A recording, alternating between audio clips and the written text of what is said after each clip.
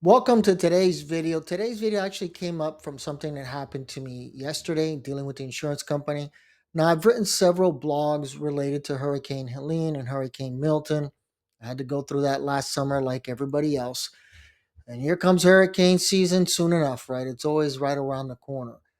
But I've mentioned a couple of things. I mentioned like the acts of God and what that means in reference to these types of contracts. I had an internet satellite company that was trying to force me to stay within the contract. And I told them it's an act of God. I'm not required. I can cancel this contract, etc. And that situation happened because I was trying to get rid of the satellite company because the lease was going to expire in 2 months anyway, and I already had a better internet provider.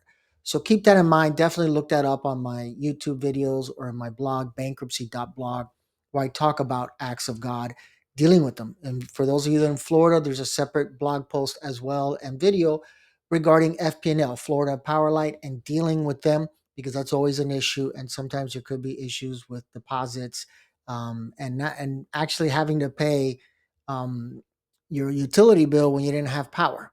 Um, I got billed basically the same when I didn't have power for almost 28 days, I think, going way back with Hurricane Katrina and Wilma.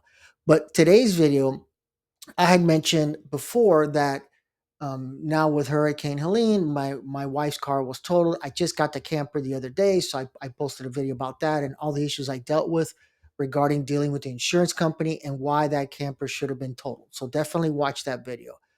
But yesterday, something happened to me where the lien holder was calling me on Friday saying, "Where's our money?" And I said, "Talk to the insurance company. They took care of this. They're going to pay it off, whatever." Now, the problem is I don't want my credit affected. So it was going to take them a while to report it. I already spoke to them and I could always dispute it. But I called up the insurance company and said, "This is now the second payment I'm making on a car that I can't see, touch, is no longer in my possession. I already transferred the title to you. Where's my money?" Now, of course, they're all saying, because I spoke to four different people and I'm waiting for a call back on a supervisor, they're all saying, "Well, whatever you owe and whatever we're going to give you, that's your money." I'm like, "Yeah, I know. That's my equity. I build that up. That's me. That comes to me no matter what. I'm not talking about that money. I'm talking about my reimbursements. Where are they?" "What? Huh? Yeah, you get to keep the surplus funds. That's my equity. I know I get to keep that. That's mine. That's nobody else's. If I paid twice, if the car was totaled back in January, and this is now my second payment, and I'm gonna have another payment due in the next 2 to 3 weeks, where's my reimbursement?" Everybody's still acting like I'm talking some other language, alien language or something. The reality is I should get reimbursed. So the only reason I'm posting this video is because when you finally get that check, you may not notice that little factor that they skipped out a payment on you. Hey, it's your money. You paid for it. So even if it's only one payment, one payment on this car was 359. Now I've paid it twice. So come on, I'm going up to $800 that I've already spent out. I could use those $800. If you don't think $800 is a lot, send me a check for $800. I'll be happy to take it.